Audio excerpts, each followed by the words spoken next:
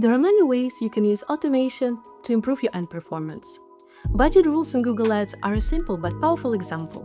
In this video, I'll show you a few ways to manage the budgets of your demand gen campaigns using automated rules. Using ROAS and daily budget. When a campaign is performing well, meaning it has a strong ROAS and it's spending close to its daily budget, about 85% or more, that's usually a good signal to scale. You can set up rules to increase the budget by a certain percentage based on how high the ROAS is and how big the daily budget already is. The idea is simple. Smaller budgets can scale more aggressively. Larger budgets should scale more carefully to avoid overspending.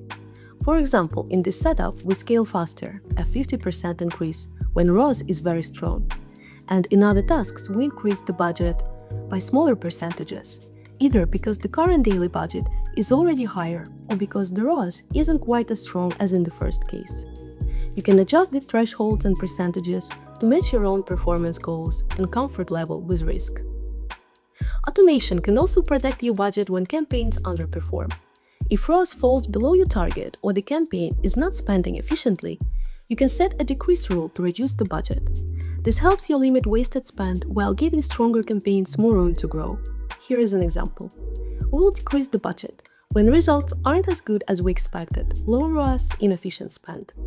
The same principle applies. Cut more aggressively on small budgets, make smaller reductions on higher budgets. Another way to manage budgets is by looking at cost per conversion and the number of purchases in recent days.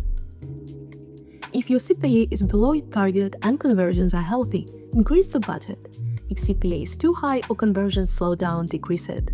This approach is often easier if all your conversions are worth about the same amount, since CPA tells you directly if you are paying too much for a result.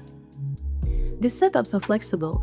You can test different thresholds and percentages to find the balance that works for your business.